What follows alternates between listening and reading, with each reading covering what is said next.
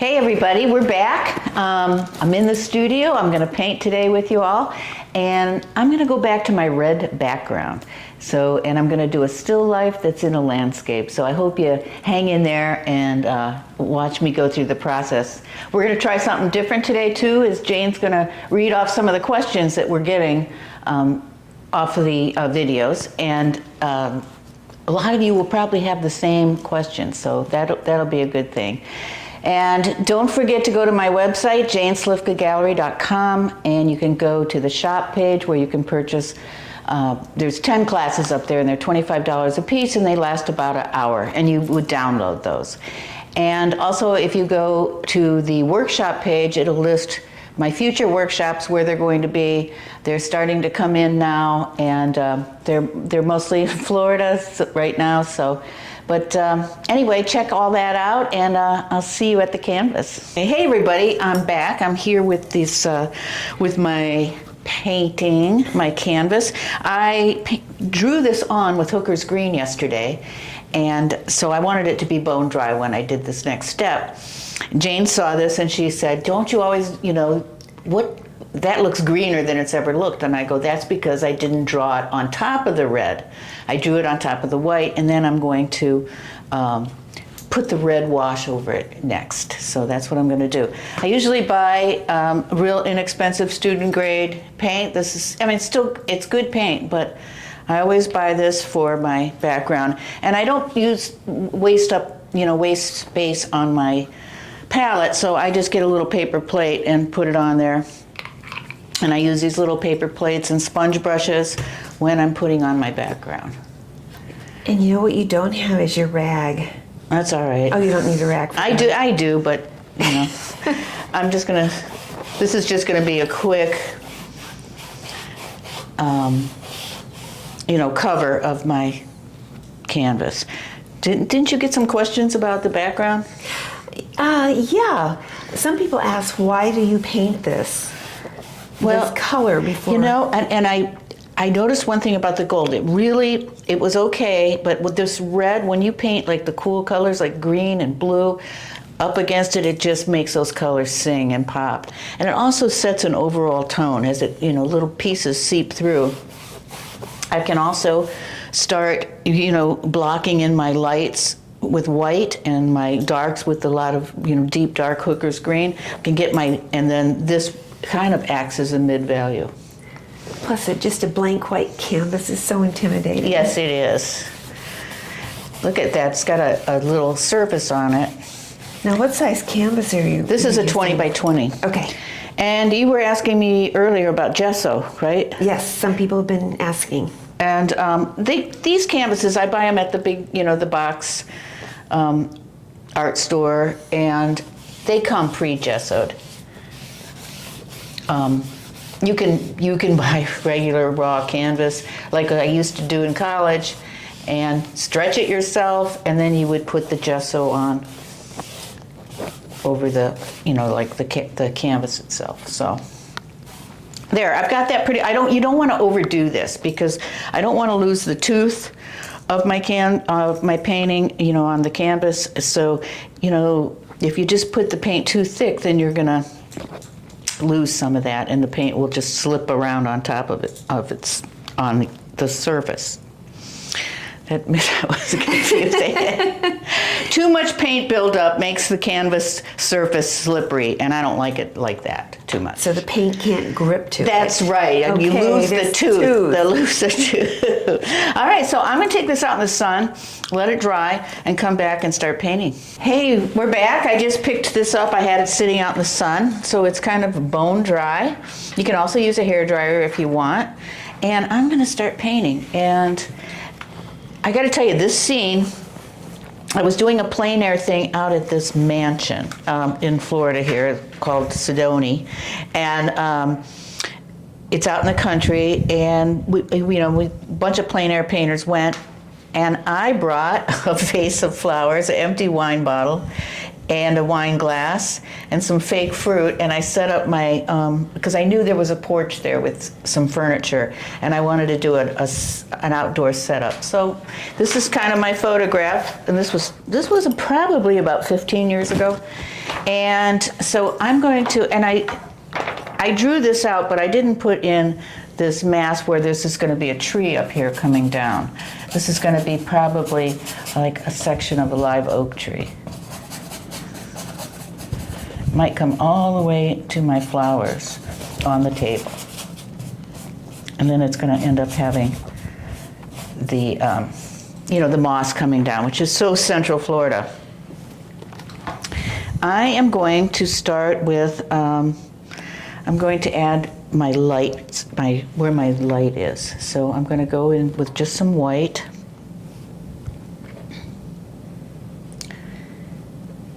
And just do my light areas where my sun is really coming in.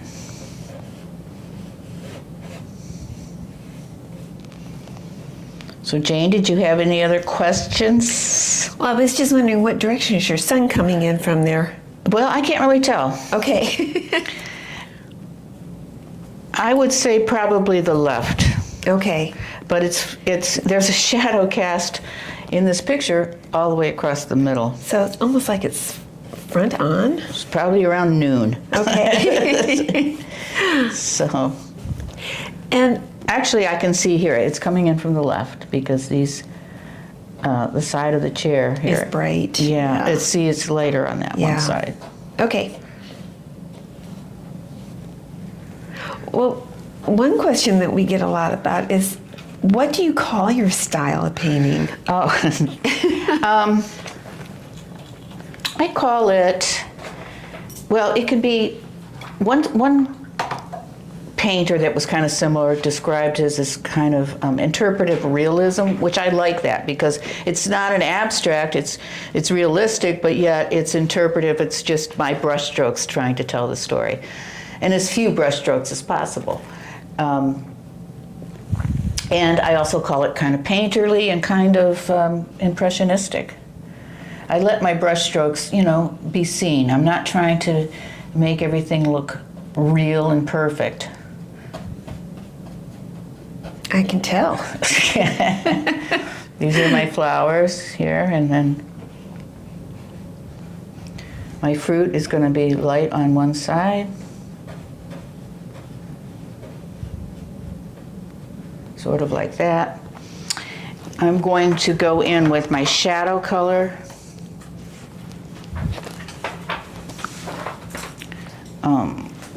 Which is light blue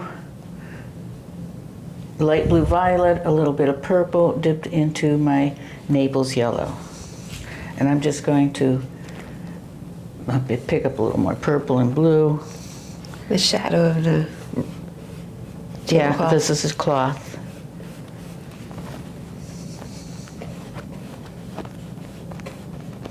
This is a chair in front of the cloth. It's kind of bending it a little bit. Then I'm going to put the shadow across here. I'm still using my big brush. I'm using that to start. The table's bigger there. That should be. And that's your 1-inch angled. Yep. And it's a bristle brush. That's right. That was another question. Yes. Right? Yeah. It's synthetic. It's not real hair. It's and they're stiffer and they hold less water, which is what you want with an acrylic or an oil brush. This I'm going to go in with green, my hooker's green and yellow, maybe a little bit of white, and this is my background. I want it to be even lighter than that. These are trees out behind the lake. Not the ocean? Not the ocean this time. It's a beautiful lake outside of this place.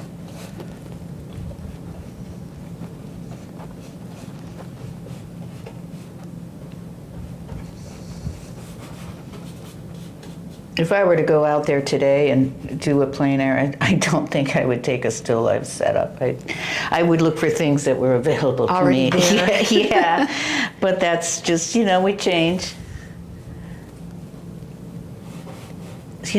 My passion for, different subject matters changes, which is great. Now, is that the horizon line? I know, it's in the middle. I was waiting for you to say that. It is, and that's what happened.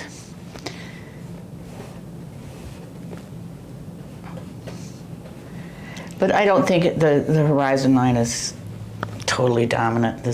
In this one? I'm gonna break the rule. And why is that a rule? Because it's just kind of a design rule, a composition rule. You don't break things in half. You don't, down the middle or like this way. You don't, it's kind of like they say you divide it in thirds, or you kind of want your center of interest to be kind of like right here, just offset. The middle third, no. Something like that. And, there's all kinds of rules, but I have a lump there. I don't like that. I'm going to jump in with some sky right now. I'm going to take white and blue, light blue. Another question we get is, how do you keep your paints from drying out? I use this Masterson Stay Wet palette. There's two different kinds of Masterson palettes too. One is like a Tupperware kind, and those are tough to open and close. I've had students actually stand on them to shut them, and because they're a tight snap close. This is kind of just a plastic one, and I like it a lot. It's a lot easier to handle. And it comes with a sponge and paper, and you can buy refills, but you wet the sponge and put your paint on the paper, and my paint lasts me about a week. Before I close it, at the end of the day, I spray it. With water? Yep, I only use water. I don't use anything else. There's lots of things out there that you can use if you want your paint to stay wet longer, but I don't necessarily need that.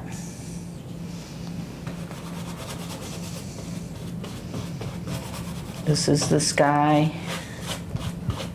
And that's the light blue and light blue violet? Yeah. Okay.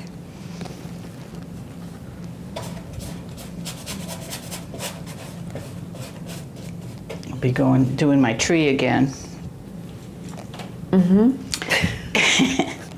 See, Jane gets to see this up close, and it just really doesn't look that good up close. And then when we're done filming, we look at this on the computer, and she goes, "Wow, it looks a lot better at a distance." This is just lawn. It's kind of a resting spot down here. For the eye? Yes. Okay. Oh, I didn't mean to pick that up. I picked up a little phthalo. Is that, oh, yeah, you did. Yeah, I did. It's all right. Maybe I needed it, and I just didn't know it. Let's go back and drop some leaves in our tree. This is, feel free to use plenty of paint too. Like I always tell my students, paint like you're rich. Like you could just buy all the paint you want. Don't worry about it, wasting it, because you just have to enjoy the freedom of just being able to put your paint down, and plenty of it if you need to. And your preferred brand of paint would be? I usually buy Liquitex. Okay, heavy body. Yes. Okay. Acrylic. Golden is good too. It's just those little tops are hard, and the tops get like gunky with paint, and then the paint, it doesn't seal as good. But I did find out that a Liquitex cap will fit on a golden tube. Ah. So that's a little secret. So there's that. I'm going to go to a smaller brush, my 1/2 inch. And, oops, I just did a drop there. And work on my little flower bouquet. Since this is all cool, greens, blues, everything's cool, I'll probably end up making my flowers red.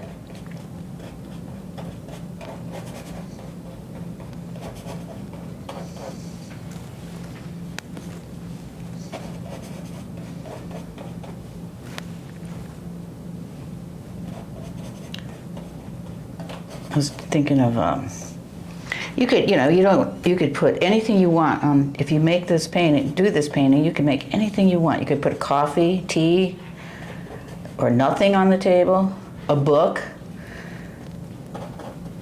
You know, what's your little fantasy about sitting out at a little fancy table by the water? Are you asking me? Yeah, Jane. What would you have on your table? I'd probably have a book. That's right, you would. I would have the wine. I might have the wine too.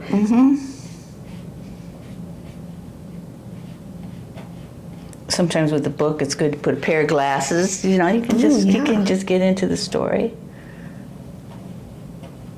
Bookmark. A bookmark, a cat.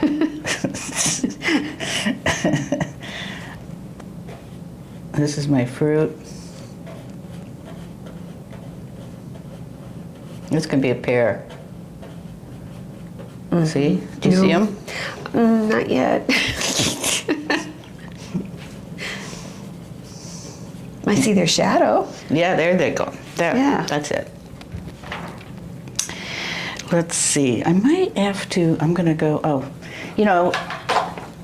I'm going to make this is a glass vase, but these are the stems coming through. And then I need to paint the water behind it, because when you paint glass, you have to paint right through it. So it's a clear glass. Yeah. Okay. Maybe a little white table here.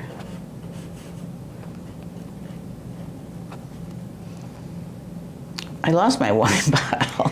That's what that is. Wait, I'm going to put him in here like this. He's a total tangent. So Yeah, I gotta bring it right over to the other side of the pears. No, it's a tangent with this side of the. I see. So, Got but it. now it's in front. So I'm just going to let it be. So this is a very juicy, loose painting so far. And that's another question of people asking, how can they loosen up? How do you loosen up? Yeah. You know, I have a good suggestion sometimes, just to practice. Set up, something, I don't know, like a coffee cup or just a glass or a bottle or just anything, an apple. Set it up, put the timer on, and give yourself 20 minutes. And say, at the end of that 20 minutes, somebody is coming in and giving me $1,000 for this painting, or something like that. Just give yourself a game and say, I have 20 minutes to do this. You'll find out that you can do it even in less than that, and you can set the clock up to 15 minutes or whatever. But it's really good exercise to force yourself to get your marks down quickly and say what you need to say, and you'll say it in fewer brushstrokes, so it will be more painterly. And you won't labor over worrying that everything has to look just so perfect and real, and everybody's going to be looking at your skill, and that's not really what you want. You want people to look at your painting and just go, wow. They're not looking at your skill level, they're looking at your overall statement. That's what I like to think. Can I wow them? With a feeling. That's what I'm trying to do. That might be like a little sandy beach. I'm going to take some raw Naples, sienna. yeah. Oh, Yeah, it looks like Naples because I added white to it. Okay. Raw sienna, a little burnt sienna. I'm thinking it's kind of like a little shoreline. I did have trees back here, like little palm trees. They tried A that. palm tree? Yeah, I know. You don't have to do this. This could be your lake in Michigan, but this happens to be in Central Florida, this particular scene, but you can make your scene, your lake, the beautiful lakes in Michigan.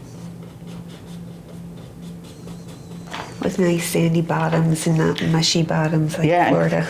Yeah, clear crystal water that's cool.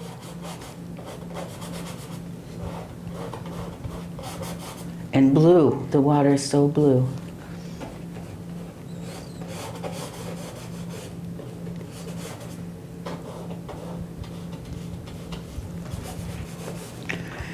Sort of like that. I got to work more on my table. You can see the paint just kind of soaks in. And I'm almost ready to stop and let it dry at this point because it's wet. I can see the water shining on it. Oops, I picked up green. Was there any more questions, Jane, that people asked? Let me look over the. Well, and how do you choose your color palette? Oh, I just paint with the colors that work for me. Sometimes I introduce new colors. Sometimes they work and sometimes they don't. The portrait pink I was telling Jane earlier, I have a love-hate relationship with it. Sometimes it works. I like to mix it when I'm making grays, but you can see my table. Once this dries, it's going to really pop. These are just the colors that work for me. And that's Naples yellow that you went in on? Yeah, this is like a chair. Oh, the seat, okay. Yeah, its chair was kind of... I didn't know whether to put this in there at this angle or whatever, or just do the back of it, but I kind of decided to go with kind of what was in the picture because it kind of leads us back into the scene. Maybe I'll make some green behind it. Oops.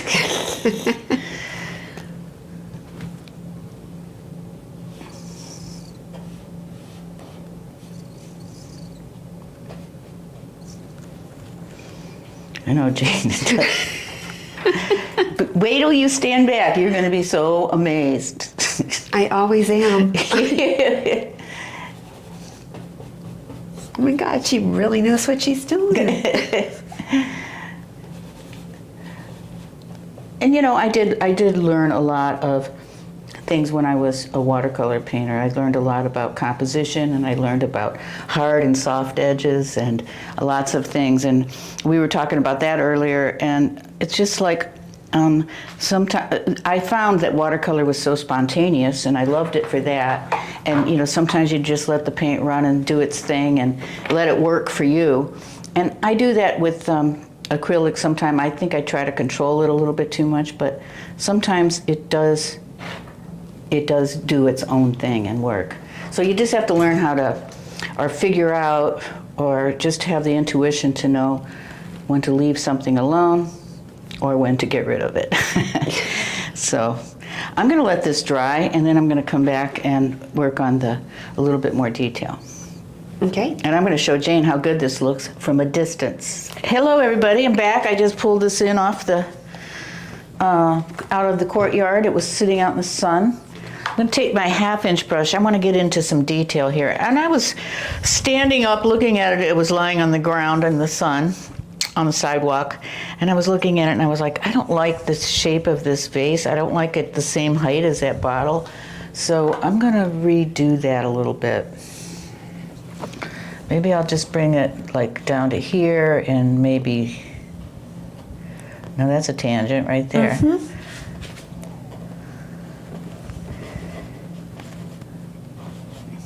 That would be up there more.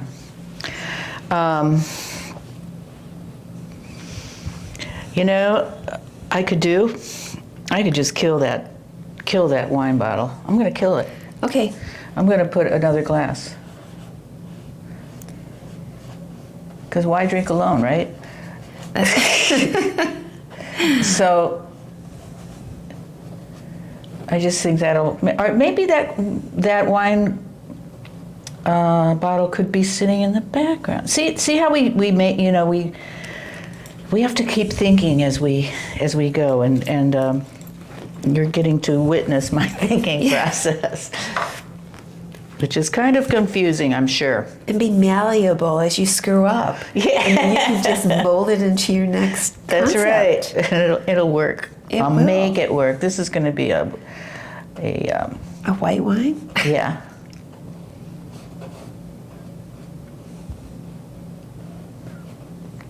A little reflection right there. This is kind of I like working on a larger scale, bigger canvases, bigger shapes. Everything is just... Now, does a 20 by 20, when you say a larger canvas? This is small. Okay. So you like to work on like 24 by 30, 30 by 30s, and bigger, 30 Okay. by 40. My favorite size is 48 by 48, which is 4 feet by 4 feet. That is really fun. Well, I like my 5 feet by 5 feet painting that you That's did. right. I Or did was it one for 5 No, by it's- 4. Yep. Yeah, 5 feet by 4 feet. Did one for Jane's house. So here we go. I'm going to brighten up this tablecloth now. You see how by letting it dry, I can pop it. I wouldn't have been able to do this when it was wet.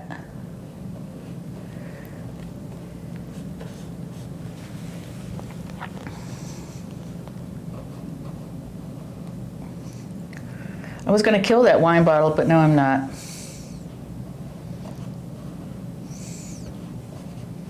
I decided to let it live because it kind of looks like it's tucked back there now, and it's not fighting so much with that.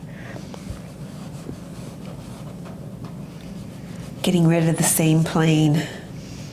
Yeah. And then drop.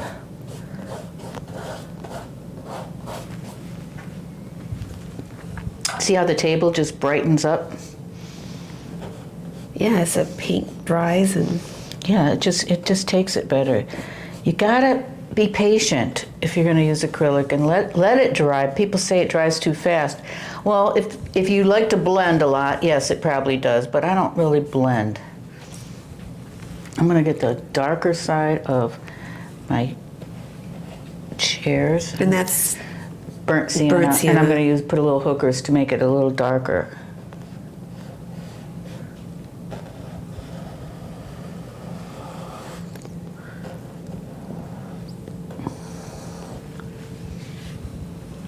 Are you getting it? mm-hmm.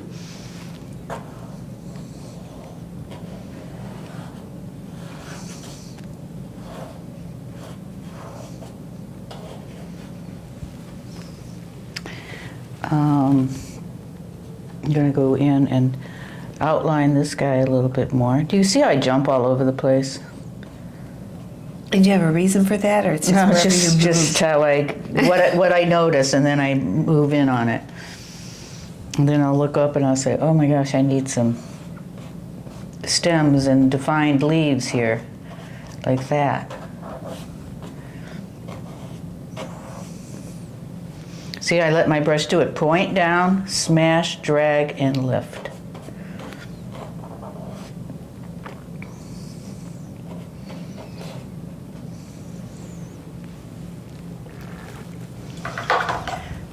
I gotta outline a little bit of this.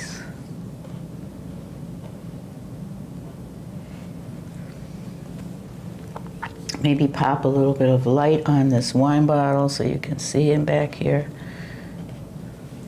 I'll just keep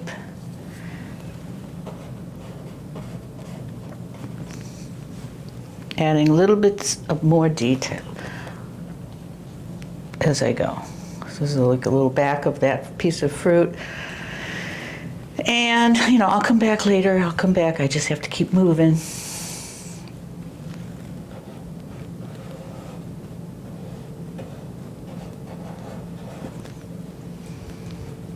This is a shrub down here. A shrub. It's a funny word. Shrub. Shrub. The shrubbery. I don't know. I don't know exactly why I felt like I needed this shape down here, but it just kind of connects this side of the painting to this side.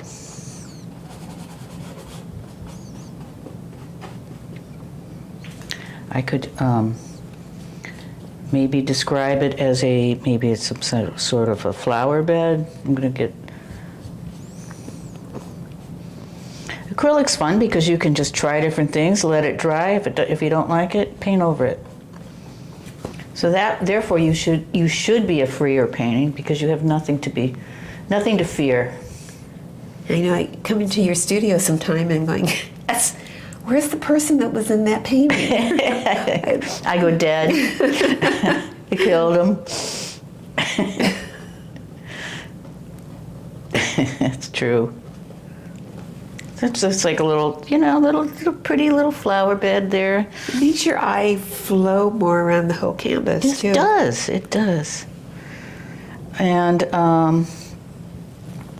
then I can go back and do some more trees back here. They're going to be lighter at the top and darker as they get down.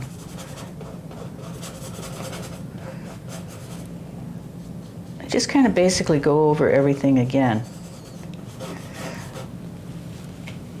I don't even know if I need those palm trees, but so far right now I'm just going to keep them. You might cut them down. I might. Okay. I don't think they're really serving a huge purpose, but I don't know. See how the paint is soaked in? That used to be a bright white cloud, and now it's pink because it's picked up the background color. That's dry. Remember I said I was gonna do the flowers red, which I'm going to. I'm gonna go back in with this cloud a little bit more.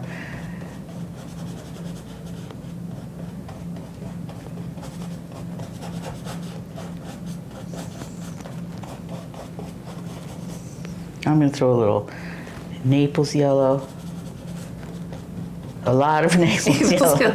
Yeah, I know. A little more white. No. Well, it's happy hour. So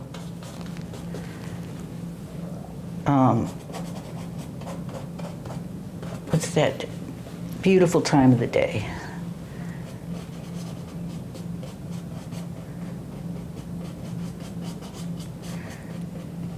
You could use portrait pink in here. I don't have it on my palette right now, so I'm not. Notice how I'm connecting that all the way across. Then I'm going to get some of my... I was noticing when we watched the video, you can see the light blue and you can see this is light blue violet. This is a puddle of purple, but it doesn't show up on the screen as looking as purple as it does. I had to get up and go check that. I'm going to throw a little blue next to this guy. Just keep seeing what works and what you like. And you're right, if it doesn't work, just paint over it. That's right. So on and so forth, and I'll continue my sky up there. But I want to see what I can do with these flowers. Now that's just light blue that you're working with there. Okay. Kind of do that up. Sometimes I put that up in the far corners.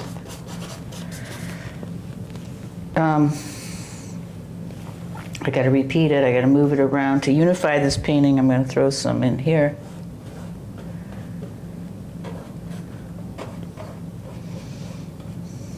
And I'm going to take, I have some cadmium orange on here. I'm going to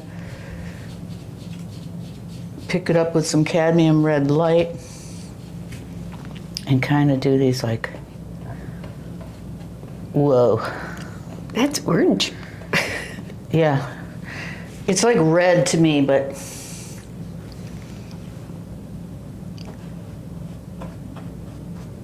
this flower is definitely kind of behind that. No, it doesn't matter. I don't care about that. It's still now it's in front of it. Okay. Well, yeah. That could just be part of the vase, Jane. I'm not worried. See, I don't worry about things like that. Look how red that is. Woo. I'm going to take, this is a cad red medium, which is a deeper red. See how much paint I got? Yeah. I'm so rich.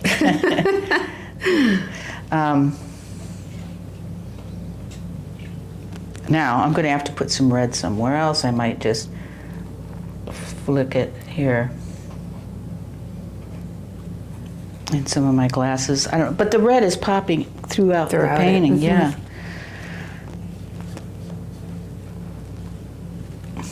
So this is just I'm going to put some darks and lights into my tree. Almost done.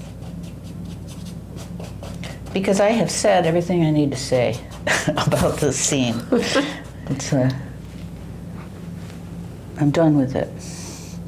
Now, what I would probably do on my own, and I can't do it on camera and everything, but I'll probably go put this down, sit it at my easel, maybe get a small brush and just pop in some little reflections and details and things like that. But that's really hard to do when I'm standing here under a camera. I can't. I can't. The pressure. The pressure. And I need some time to stare at it and make some other decisions, you know. I'm going to get my bigger brush and drop some moss. Spanish moss. Spanish moss. In case people don't know what that is. Yeah. It's on a lot of the trees around here.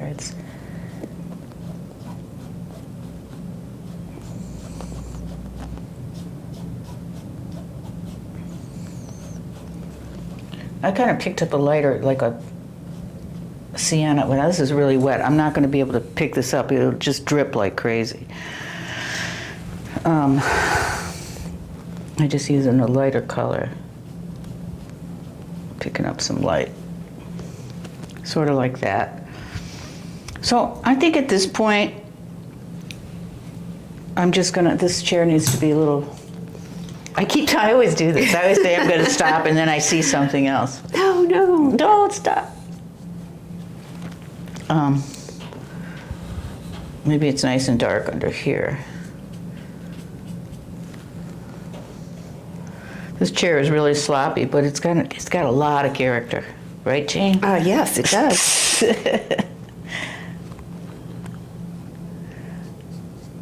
A little.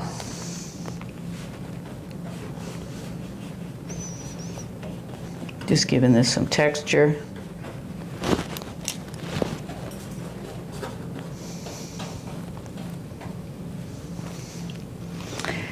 And I think that's about it.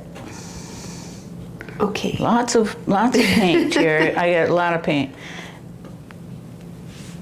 I don't see, you know what? I want it to be darker because I don't want the eye to go there. It does bring your eye to that area. Yeah, and if I have too much, I'm going to take my rag, put my, keep it from falling on the rest of it, and I just might wipe it up a little bit. Picked up some of that green. Whatever. That's something else I can correct on my own. I can fix that. So anyway, here's my scene, and I hope you like it, and we'll see you next time.